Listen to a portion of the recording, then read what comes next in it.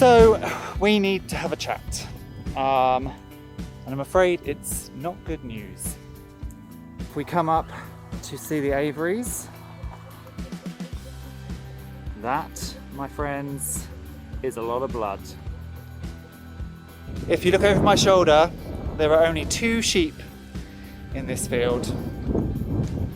So it has been a rough week. I had a car accident, some of you know that. I'm fine, nobody was injured, it was only the cars that were injured, and my car is repairable. But that was really something I could have done without. And then a dead sheep, and then a vanished eaten bird. So let's just hope that's 3 things, that nothing more is coming my way. Nothing bad, anyway. So first, let's talk aviary. Basically, there's all of that blood, and one of the blue budgies is gone. There's not even the budgie left in there. He's just vanished. Don't know whether it was rats. Don't know whether it was a stoat or a weasel. But yeah, he's just gone. There were a few holes. So if I take you round,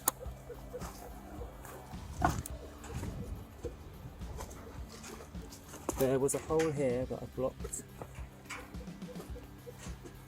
There was a hole here that I blocked. And then there was some hole along here again, which I've blocked.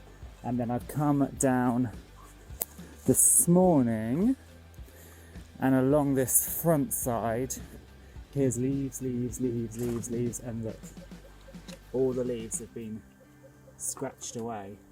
This is the row, the front row, where there's concrete, so they can't get through. So yeah, that's a bit poo, and all that remains of him is that. And we have the other guys, and the sun's right behind them, but they're just sitting up there quite happily. The camera didn't pick anything up, so... Oh look, there's the kestrel. Can we get the kestrel in shot? There she goes. So that's a right bummer. So we're now down to 3 budgies, 2 hens and 1 cockbird. Hopefully we'll manage to breed them. I'm going to just have to be super vigilant in coming every single morning and making sure there are no holes in, that they're completely covered up.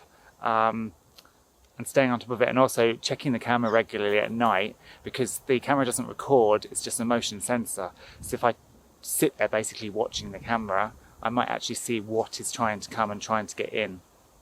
So the sight that no sheep farmer or goat farmer ever wants to see is that. That is the unmistakable shape of a dead sheep. They never lie on their side like that. If they lie on their side, something is seriously wrong. I'm not going to take you over to see the body. I don't think we need to. There's no, we know what she died of. There's no illness. There's kind of nothing I can teach you from showing you the body. So I don't want to show you, and I don't want to see it much more either. Now, obviously, there is the saying, if you have livestock, you have dead stock. Maybe my luck just ran out, because actually when I was at work, after I officially started my role, I never lost a ewe. I lost some lambs here and there, but I never lost a ewe. So yeah, I'm really quite gutted. It happened yesterday. I didn't have my camera on me, and also I was in no frame of mind to be filming a video, because I just wanted to cry, basically. And it was also sod's law that it literally happened the day after I uploaded our last video, where we moved the sheep, and then I also posted a picture of Candy on Instagram, and then I came up the following morning and she was dead. Now, she died in a horrible way. She got caught in the electric netting, and I don't know how long she was there, and it runs through my head, you know, because I had a lazy morning that morning as well. Should I have come earlier? Should I have jumped out of bed at 6 and come up at first daybreak? Would she have only just been caught? I think probably she was spooked in the night and ran into it, because Candy is not one to go into the electric fencing at all. They all steer well clear. They don't go near it. And now, obviously, getting tangled in a fence isn't necessarily a death sentence. It's stressful, but getting tangled in an electric fence where you're having an electric volt put through your body every 2 seconds for God knows how long, possibly hours until she died, doesn't bear thinking about, really. So yeah, it's not nice. Now, I know obviously this is an issue, and it's an issue because of fencing and because of horned animals, and it can happen. The problem we have here is we have no other option than electric fencing, because we have no fencing around our perimeter. We can't afford to put fencing in, it's expensive, and this for us is the easiest way, and this was a sheer accident. However, what I have done now is I've turned it off. So the girls are very used to the fencing, and I actually spoke in the last video about how I purposely don't get them to walk over the electric fence when I move them, because I don't want them to get used to the fact that they could touch the fence. So I'm hoping that because they know this is normally electrified, they won't touch it. And then if they do get tangled in it, they're not going to get electrocuted through it. They are just going to be tangled up in it. Obviously, we hope that won't happen. The other thing I've done is I found that lovely gate in the last video, but I also found another couple of gates in the old cattle barn. They were hidden behind some brambles, and they're big enough to put across the field entrance, so that if they do, because this netting's off now, if they do get out, they can't get out into the main drive because there's a fence. And I don't think they would go far anyway, but that's just a little bit of an extra safeguard. That's lovely little Coco. No, I have actually kept horn sheep in fencing before. At work, there were Wiltshire horns, and there was never a problem. So I think this was just one of those things. I'm not going to say it's an unforeseen accident, because, you know, 2 and 2 does equal 4. If you've got a horned sheep and you've got electric fence, then there's a possibility they can get caught. It's also sod's law on a farming level, not just on a sad that an animal's died level, on a farming level. Can you stop beating each other up? That Candy was my best ewe. So it's just sod's law, isn't it? She was my best ewe in terms of standard, the Norfolk horn breed standard, and setting up this rare breed flock.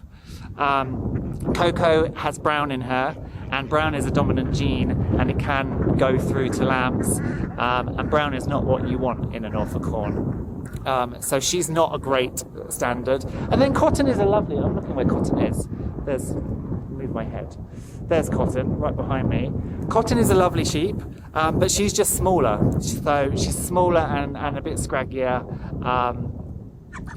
So yeah, Candy was kind of the standard and the good standard. So it's frustrating that she was the one that died.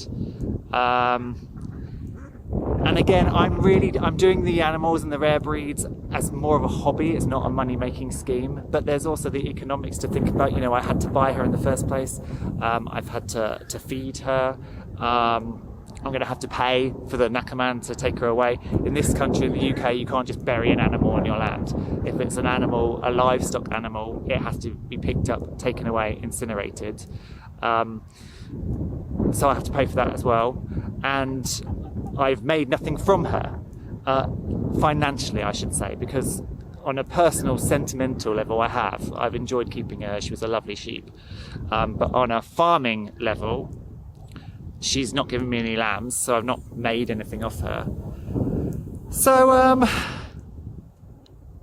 yeah, this week sucks.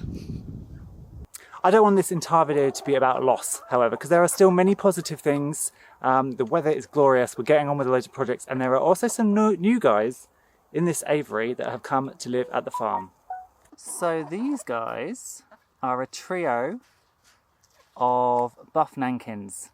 They're one of the rarest bantam breeds in the world.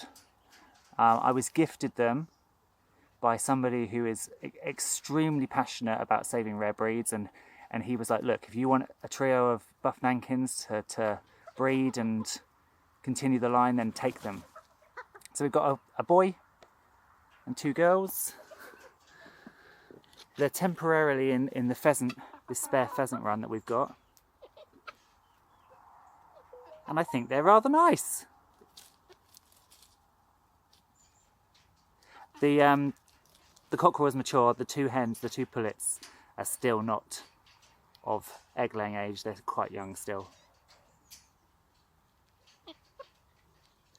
So thank you for watching. I know it wasn't good news, but I don't want to show you any of the positive stuff, because then it gives you kind of a rosy tinted view of what it's like on the farm. And actually on the farm there's life, but there is also death.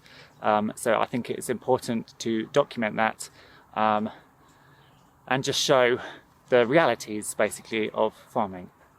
So thank you again for watching. If you want to watch any more of our sheep videos, I'm going to put a link here to our sheep playlist that's got all the stuff in, and you will unfortunately see Candy alive, but feel free to take a look at that. Please like the video if you've enjoyed it, hit that subscribe button if you want to follow our journey, and also we are on Facebook, so you can come across and join us at Brimwood Farm's community group. But for now, I'm going to say goodbye. Bye-bye.